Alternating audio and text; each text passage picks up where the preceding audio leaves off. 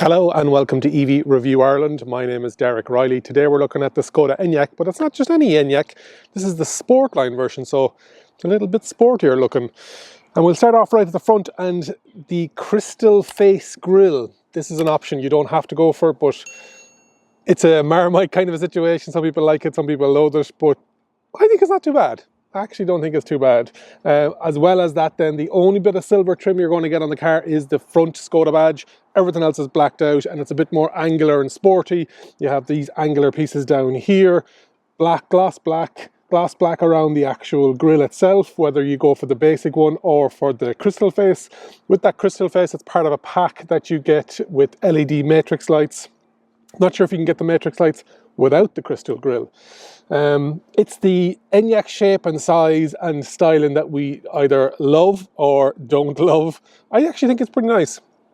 And I prefer it over the ID4, and I'm starting to like it over the Q4 e-tron as well. As much as it's a big SUV and as much as it has this fake grillage going on here, I really like it. This blue is stunning, especially in this colour today. Moving down along the side, you have 19s or 20s on the Sportline trim, and then you can option them up to the 21s, and that's what these are. You've got some black flashing here with the Sportline branding on it. Gloss black with the indicators built in, and these are retractable. Glass black around the windows, the B pillar and the C, sorry, just the B. You have your gloss black. Down along here, then you've got body coloured side panels, body coloured doors, handles, and these are with the keyless entry, and it has, you can open it and close in there. You've got your charging port on the driver's side. We'll talk about charging when we're out and about. And you've got that shark fin area. Overall, the outside look of it, especially in this colour, looks really well. And especially with that Sportline, bit more angular and the black going on around the area. I like it. Let's spin around and have a look at the rear. As we move down along the back, you've got these LED, and with that crystal face package, it has the swooping indicators. You've got that larger spoiler. You've got your shark fin aerial, as we talked about before. You've got a window wiper, which I'm always a fan of. And then because of the Sportline, everything is in black. The ENYAQ, the SKODA, and the IV. This is the 80, and we'll talk about the difference between that. So there's a 60, there's an 80, and that's all dependent on the battery size. And then there's the 80X, which is the all-wheel drive. This is just rear-wheel drive, the 60 and the 80. And then this glass black diffuser along the bottom. Boot size, then you've got 585 litres with the seats up. And then you put the seats down, you are going to be getting around 1710 litres. So substantial boot, slightly bigger than the ID4, even though it's based on the same MEB platform. And you can see from what I have in the boot today with all my filming gear, my folding e-bike, there's plenty of space in here for everybody. Let's have a look on the inside, front and rear, and we'll take it out for a drive. What's it like inside the SKODA ENYAQ, specifically the Sportline version? With other ENYAQs, you get a choice of interiors. With the Sportline, it is only the one type of interior, and it is a dark interior. You get some carbon fibre effect on the sill of the, on the door panel and all across the dash. You've got some nice squishy plastic. You've got some leather effect. I think it's vegan leather. You've got your 3-spoke leather steering wheel with Sportline down at the bottom, and then you've got your voice and heated steering wheel on the left hand side, and on the right hand side then you've got your driver assist with some lovely knurled knobs. You've got your brake regen, you can have different levels on that. Then on the left hand side you've got your lights, and on the right hand side you've got your wipers with your speed control, cruise control stalk on the bottom left hand side as well. Nice silver coated steering or pedals, brake and accelerator, and you've got your start stop button, and I haven't used it all week because this has the KESSI keyless entry and keyless go. So you literally have the key on you.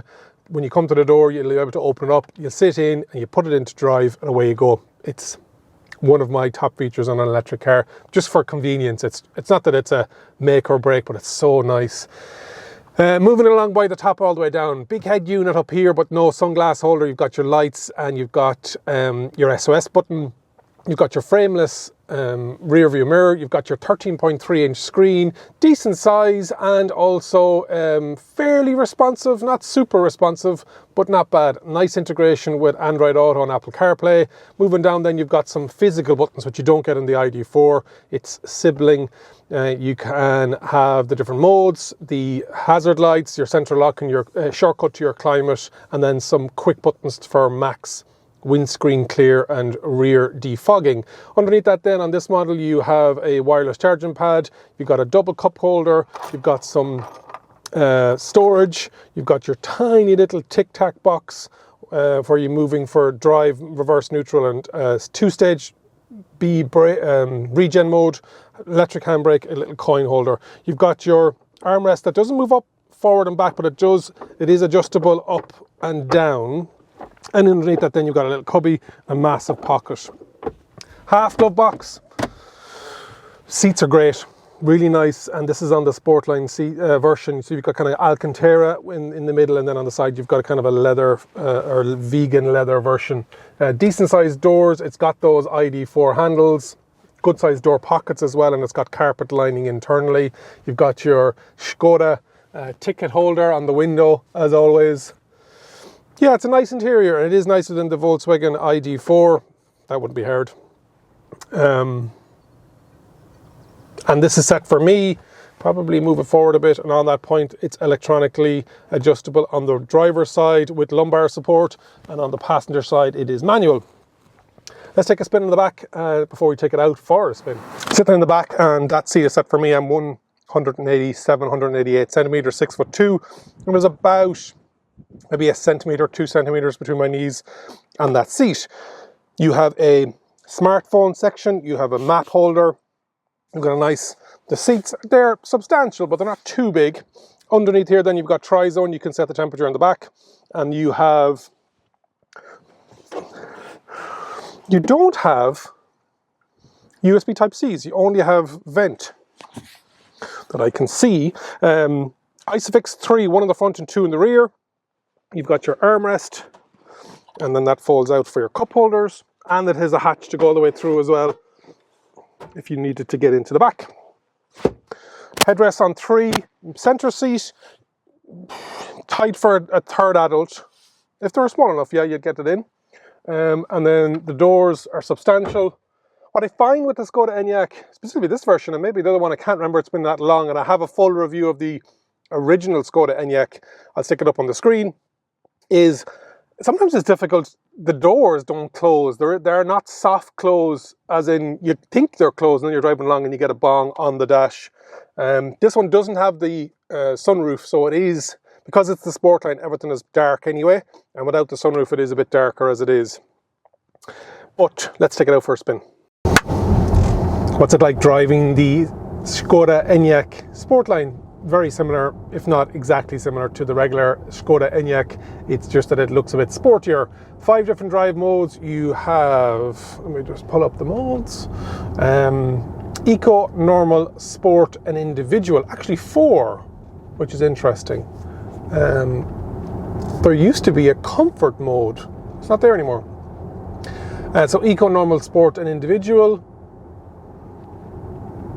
It's a nice drive. It's on the MEB platform. It's over 2 tons of a vehicle, 2,000 kgs, so you definitely feel the weight of it.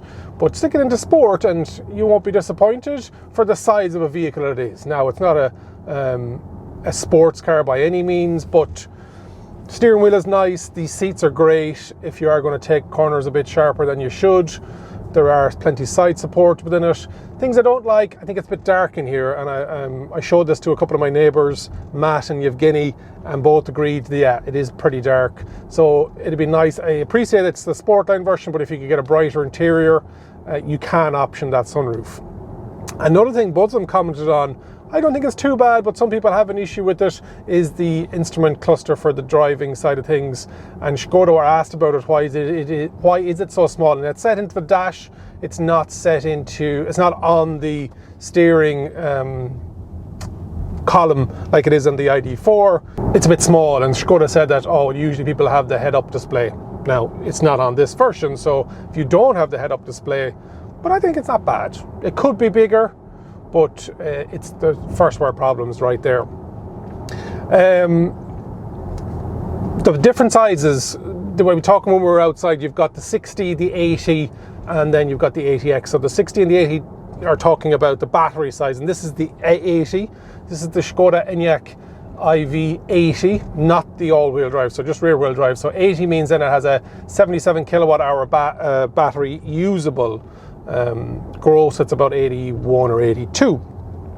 What does that give you? Rear-wheel drive, it has an electric motor on the back, and it's a 150 kilowatt motor, and that gives you over 200 brake horsepower and then 310 newton meters of torque. So yeah, when you want to go, you'll go. If you wanted to go for the ADX, it is all-wheel drive, so you get a bit more power and you get that slightly better acceleration, but don't forget that it will affect your range because you're carrying more weight with that electric motor in the back. What else have we got going on here charging wise? And again, SKODA work this with regards to the size of the battery. So the smaller battery can charge up to 100 kilowatts on DC, and with this, with the larger battery, you can get 135 is what I'm seeing on EV database. Elsewhere I am seeing 125 now.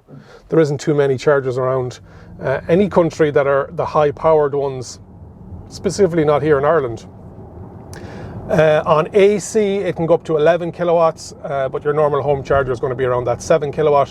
What does that mean? So overnight, it'll from 0 to 100, it'll go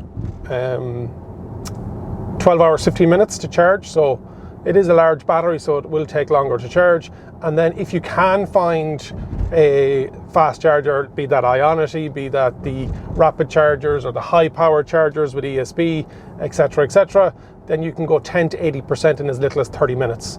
So it can take it. Another thing I think that SKODA have missed out on, and just not that they've missed out on, but the fact that people have to spec it and may not understand it, and I talked about that in my first review, which I've already linked on the screen, it is that there isn't a heat pump as standard, and that heat pump is something that will help it when the weather gets a bit colder. It doesn't get too cold here in Ireland or the United Kingdom, but when it does get colder, your battery, having that heat pump and using the ambient temperature to keep the battery at a certain level so that it doesn't use its own power to heat itself up, and that's around 11 or 1300 euros I think on the extras sheet. So just be careful with that. Like all of the Volkswagen group, you're going to have to spec this as to what you want on it.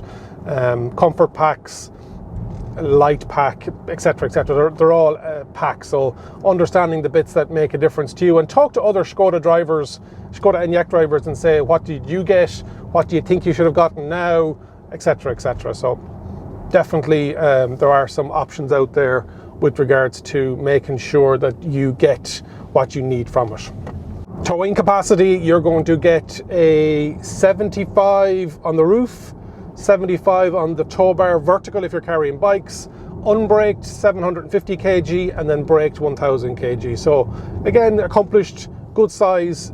The capability of towing is good, and the space in the boot, we talked about it already, 585 litres with the seats up and with the seats down, over 1700 litres. So for family bits, for people that are into outdoor activities, for people that just need the space, it's definitely one to consider.